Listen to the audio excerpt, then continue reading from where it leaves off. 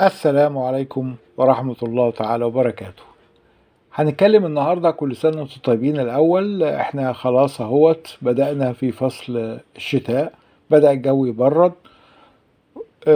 فهنتكلم كلمة شتاء يعني على طول حاجتين متلازمتين بالنسبة لينا أطفال وكبار. ايه هما؟ نزلات البرد والكحة. طيب النهاردة أنا هنتكلم عن الكحة.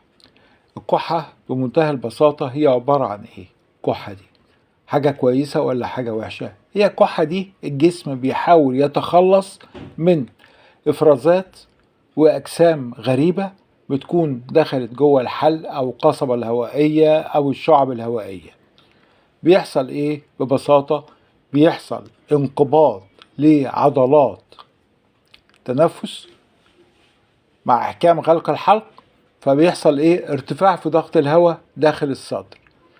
اما اجي افتح الحلق بيخرج الهواء بسرعة كبيرة قوي، فبيدفع معاه الافرازات والاجسام الغريبة.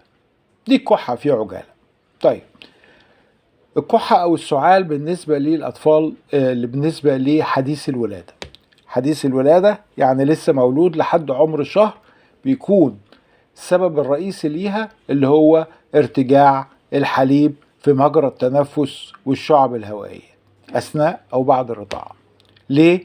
لأن بتكون زي ما قلنا في فيديوهات قبل كده كتير، بتكون الأم ما رضعتش الطفل بتاعها الرضاعة السليمة، بيكون نايم مستلقي على ظهره، لا بيتكرع لا وسط الرضعة ولا بعد الرضعة، بتتحجج بحجج ملهاش أي قيمة علمية أبدا، إن هو ما بيكرعش. طفل ما بيكرعش يا دكتور، لا هو بيغيب بس وخلاص، فحضرتك اصبري عليه شوية ليس إلا يعني.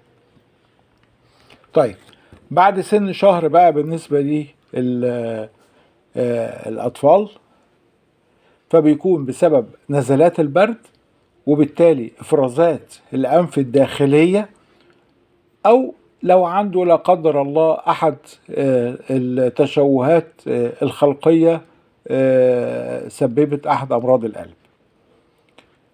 طيب يكبر بعد كده بتكون نتيجة ايه؟ السعال بيكون نتيجة مثلا ادوار الحساسية. في اطفال عندها حساسية في البلعوم، في حساسية في الجيوب الانفية، في حساسية في الصدر، في طفل لو استنشق اي روائح غريبة مثلا ولا حاجة بتدخل القصبة الهوائية برضو ايه؟ بيكح.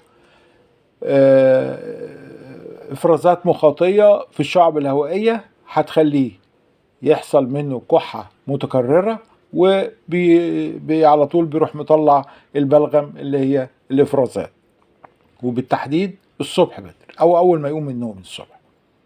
طيب لو الكحة عندي زادت المدة بتاعتها مثلا 3 شهور